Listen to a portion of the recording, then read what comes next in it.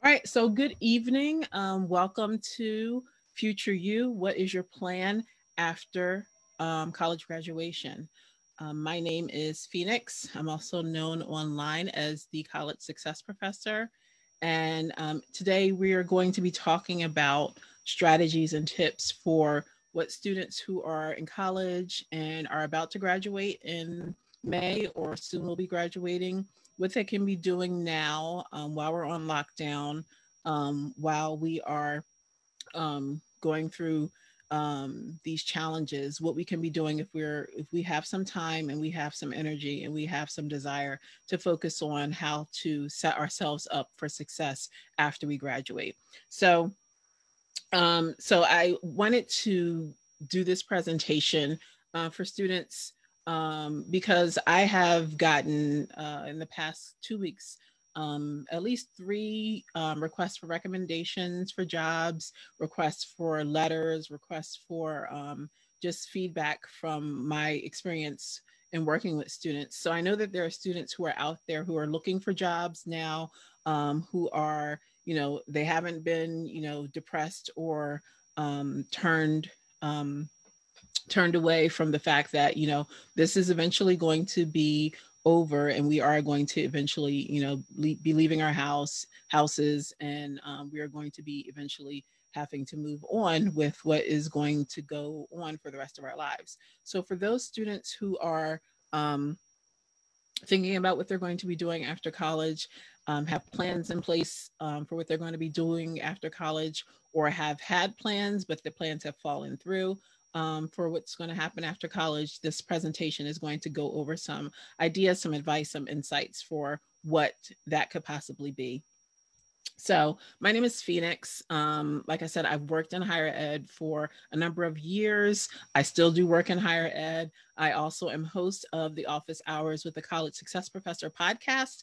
And this presentation that I'm doing is like a precursor to an interview that I'm doing tomorrow with Michelle Snow, who's a professional career coach. So I'm going to be interviewing her for the podcast tomorrow. And I wanted to make sure that everything was set up and ready to go. So I figured that I would go on solo as a precursor for that, to give my insights on it. I will definitely be talking to her and asking her questions. If you do have questions, feel free to send them in, and I can ask them to her tomorrow. And I will be doing the same thing again tomorrow, but I'll have a guest. So that should be fun as well.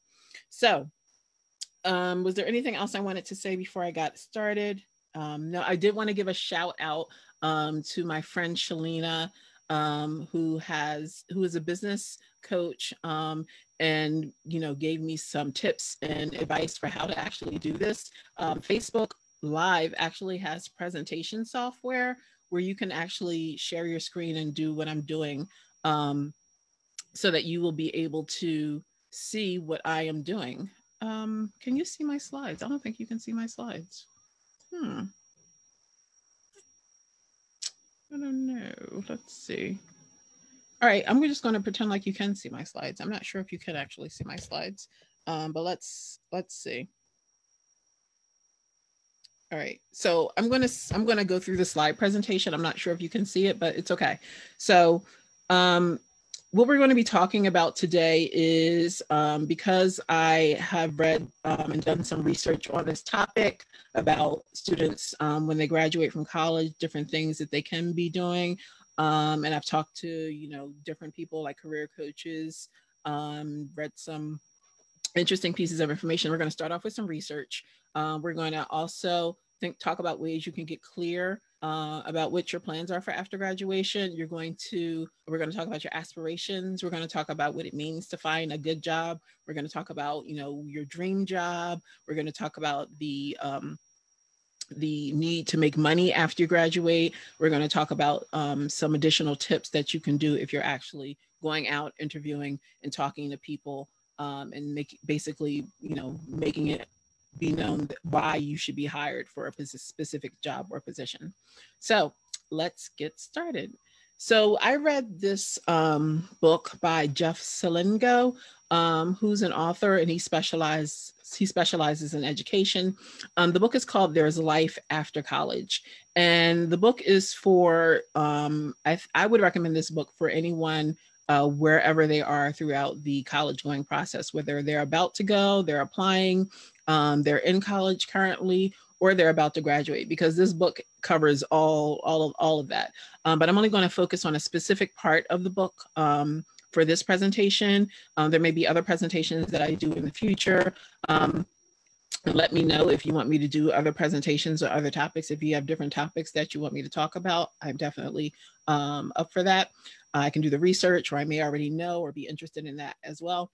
So the book was called There's Life After College, and he did a survey for this book, and he surveyed students about their transition from college to their careers. And in his survey, he took all the results, tabulated all the results, and he found that students, when they graduate from college, they fall into one of three categories. He calls one of these groups sprinters, and that population of students, according to his research, was about 35% of the students that he surveyed. And these are students who, when they graduate from college, they already have a job lined up. These are students, according to his data, who have been very clear on what their goals are. They come in with a major, or they quickly decide what they're going to major in, and they pretty much stick with it throughout the whole time. They usually participate in internships. And in the book, there is a lot of talk about, strategically picking your internship, so that the last internship that you have with your senior year is the job or the company that you, based on your research, based on your experience, is the job that you would like to wind up at. So this is a screenshot from a college.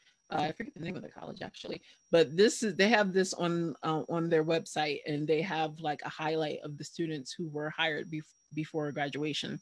So these are students who either have been admitted to grad school or who have offers on the table before they even graduate. And this population of students is called the sprinters. So the next group of students, he calls them wanderers. And this population of students, he says it's about 32% of the students that he surveyed fall into this category. I think as a whole, like if you survey all the students, all the college students in the world, this population would be a large population of students, because most students, as I get into my future slides, do not have an actual job lined up or a plan for after they graduate. I know I didn't when I was, well, actually I did, but it wasn't like a clear career path for what I was going to do. I just wanted to make sure I had something lined up. But most students don't have anything lined up after they graduate. So this population of his students, he says, according to his book, do not have a job lined up after they graduate. They usually, are not sure what exactly they want to do after they graduate from college. Wanderers and people who are, kind of exploring the different options of what's out there, whether they're in college or after graduation, they spend the time after graduation kind of still figuring out exactly what they want to do. These are students who had internships usually. Actually, it's on this next slide. They begin to have internships, but most of the time they're not paid internships. They're not necessarily consistent internships in the same discipline or in the same field or in the same industry. They don't usually find work, like I said, after college.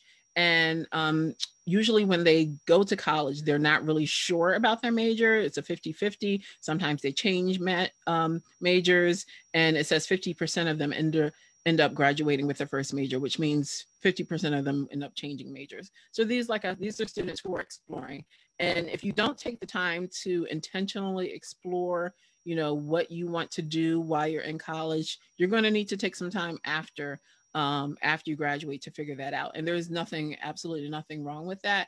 But it's something that you want to think about. Why, if you are still in college, you might want to be more intentional about figuring it out so that your goals or your aspirations for what you want to do after you graduate are more clear. So you may choose something that you wind up not really liking, but it's important to have like a direction so that you're heading towards something rather than just aimlessly wandering, as this group of students are often called.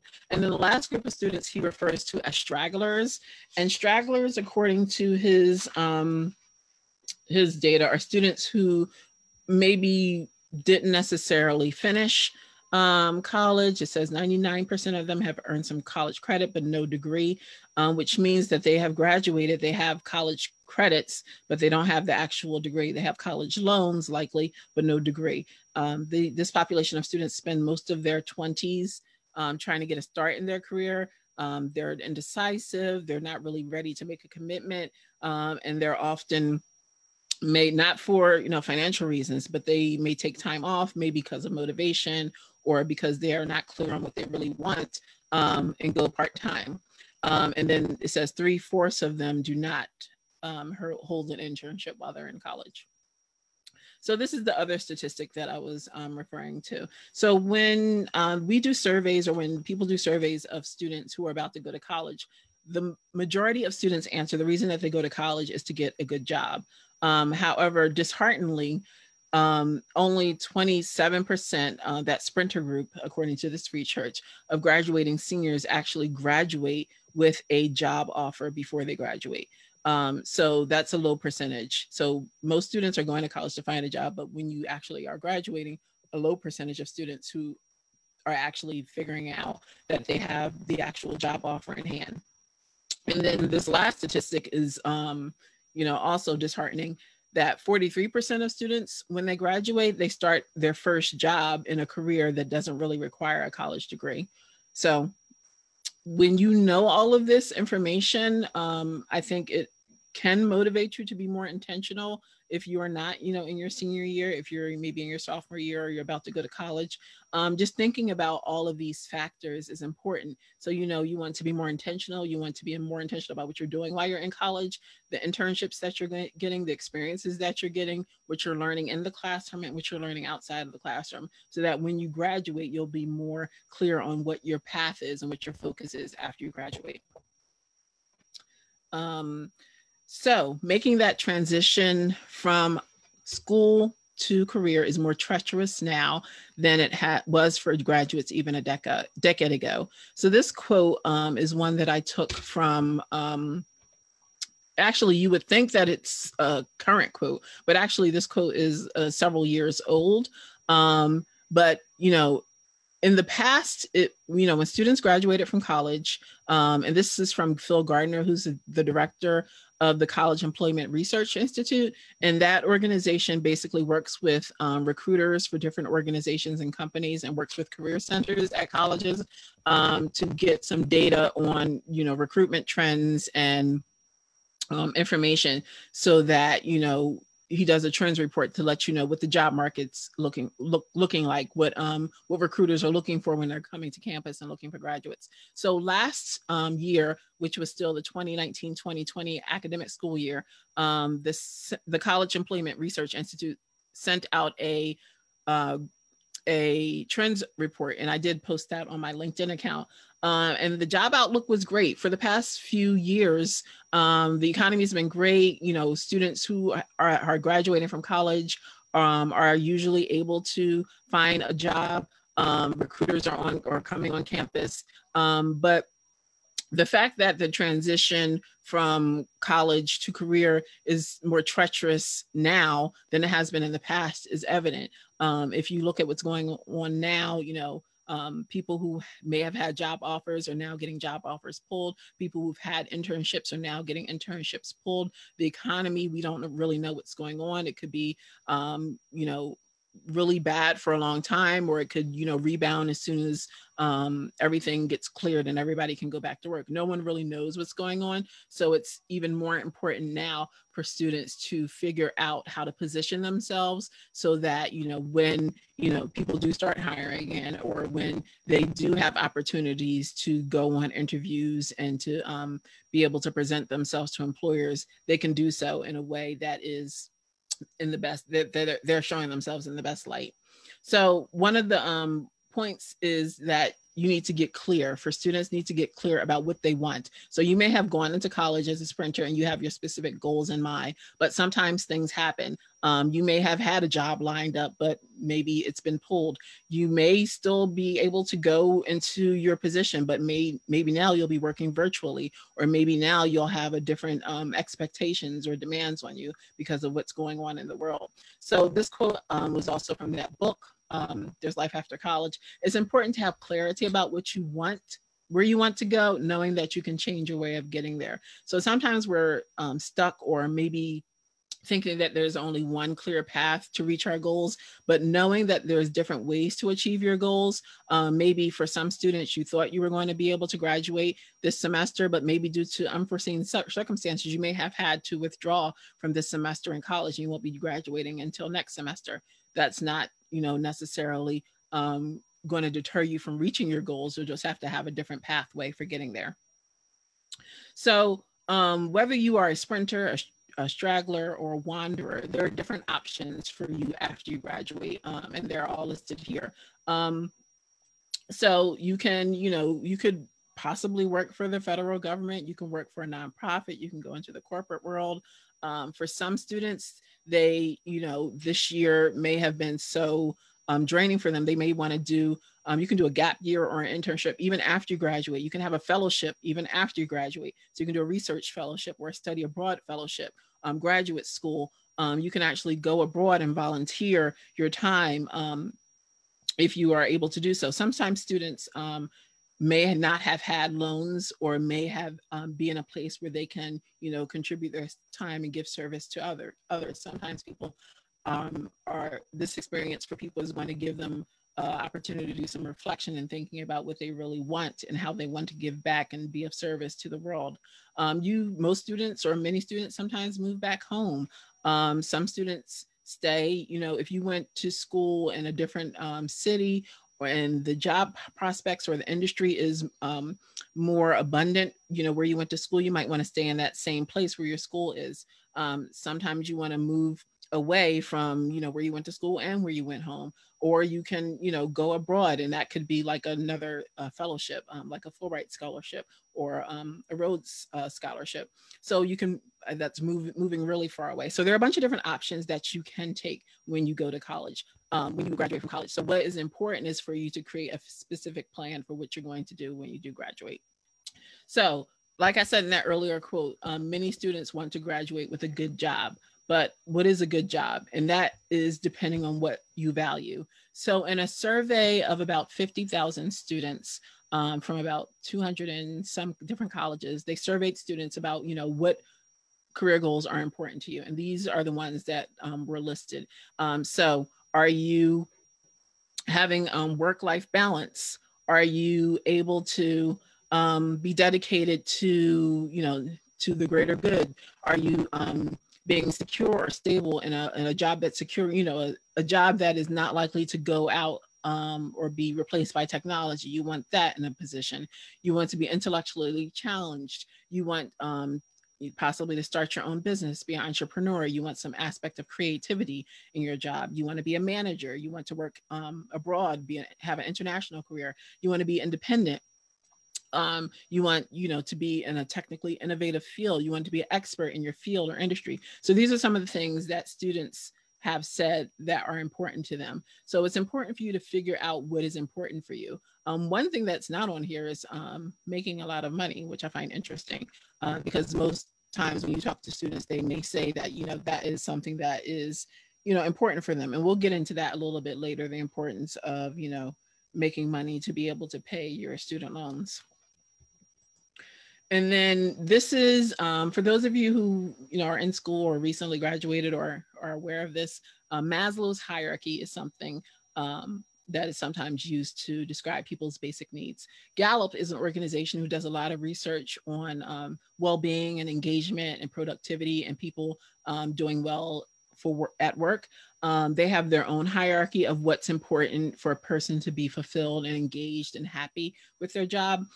So it's similar to Maslow's hierarchy, but it focuses on different things. So according to the Gallup survey of what a good job or what a fulfilling or purposeful work looks like, It starts off with your basic needs. You have the material, you have the equipment, and you know exactly what is expected for you for a job. That's the basic level. The next level is you have support from your leadership. You have someone, your manager encourages you. They care about you as a person. You get recognized for when you do good work, and you do your best work every day. The next level is teamwork, being a part of a team, feeling like you belong, you fit, you're a part of the organization. And for that aspect, you want to feel like your opinions count. You want to feel like the purpose or mission of the company is something that aligns with your personal values. You have coworkers who you get along with, who you work well with, and you're all committed to pursuing whatever the goal of your department organization is. And you have someone, a best friend at work. You have someone at work who you look forward to working with, who you look forward to being engaged with every day. And then the last level of importance when you're looking for a job is an opportunity to grow. It's very important. And recently, in recent decades, professional development is one of the things, training and development is one of the things that many companies cut from the budget. So when you're looking for a job, you want to see if that is a possibility. Are there opportunities for you to get training, mentorship, development? Are you able to, move up the ladder at the job? These are all important things for you to look at. All right, so now let's talk about your dream job. And oftentimes your dream job is not going to be your first job when you leave college. It's likely going to be maybe your third or fourth job, but it's important, like I said, to have a goal and figuring out how your path along your life is going to reach that goal. So what's your plan for making your dream job a reality? So we have a little exercise that I would take a student through if I was teaching this in a live class. And that exercise would be to answer the questions on the screen. So you would start with, what are your goals? What do you actually want to do? You would also talk about what are you good at? What are your strengths? Are you creative? Are you a problem solver? Do you work well with other people? Do you work well motivating people? Do you have specific skills and abilities, either that you learned in school or that you developed outside of school? Leadership skills. You want to think about what specifically pays well, because money is a factor. I am taking this class at through Coursera, or online class through Coursera called The Science of Wellbeing. And then the last lesson, she went over after basic needs are met, back to Maslow's hierarchy, a person's happiness is kind of peaks at the $75,000 a year salary level. So, you want to make sure that you have enough salary to maintain your basic needs and to, make sure everything is met. And after that, it really doesn't matter. So pay is a factor for most people, but only up to a certain point. And then the last thing, what does the world need? You want to make sure that you're going into an industry that's not going to be replaced by technology, or going to be replaced that's going to be eventually phased out. So you need to think about all these questions, and that'll help you figure out what path or what industries or what careers you might want to go into later. And so the last factor that is important is, do you want to make money? And we kind of touched on this, or do you want a job that's meaningful to you? And this is another quote from Phil Gardner from the Employment Research Institute.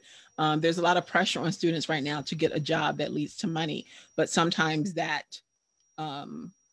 is not necessarily going to make you happy or leave you fulfilled. So now I forget, let's see what time it is. I want to make sure I'm on track. Oh, I've talked too much. All right, let me speed through these last ones because I didn't want to be on here too long.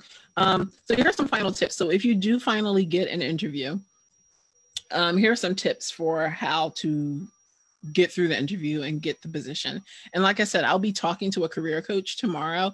So if you have specific questions, how do you answer this interview question, definitely send those in and we can ask that of her. But when you are talking, when you actually get the interview and you're sitting across from someone, you want to talk about what's your value proposition. And this is a business term, but it's important for you to be able to communicate with the person who is interviewing you what your goals are as far as your career. You want to talk about your skills. How are you different and how are you qualified? There are going to be there's going to be a lot of competition likely. Because you're graduating and the rest of your class is going to be graduating with you. So you're going to be in competition with all the people who have graduated this year. You're going to be in competition with possibly all the people who may have gotten laid off, due to the economy not doing well. You're going to have to diversify and differentiate yourself. And one of the ways that you can do this is talking about how you are different. You need to have a breadth of expertise and a depth of knowledge, a depth of expertise. So you need to have, say this, for example, this is someone who is able to work with, they have these specific skills, they have leadership skills, they're able to work with a team, they're able to work with clients, they're able to develop, they have new ideas through a proposal, they're able to understand, the legal regulations and requirements. They have a breadth of knowledge for their discipline, but they also have expertise within their specific discipline. So for someone like this is maybe someone in digital arts or design. So they both are able to design. They have specific abilities in web design. They have specific technical abilities with regard to working with technology. So that is an example. They call this being a T-shaped person. So not only knowing your discipline, but also having specific skills that are going to be able to make you a leader. They're not going to require as much training. You're not going to require as much work. You need to be able to show how you are different.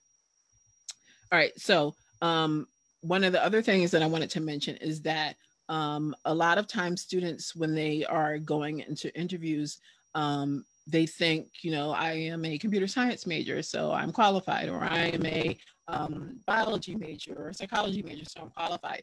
And oftentimes when employers are looking for candidates, they want to see what your skills are, what you're competent in, what you're going to be able to do. Because like I said, they're not really investing in training. They want to make sure that you come in and you are able to do the task. So your skills, your competencies, and what you actually know how to do are more important than what your major is. Often students get concerned that if they choose the wrong major, then they won't be able to go into a specific career or a specific industry. But it's not your major that's important. It's what your skills and abilities and your talents and what you are able to physically do that will get you the job. And your ability to communicate and demonstrate that to the employer is important. And I think this is the last set of tips for you.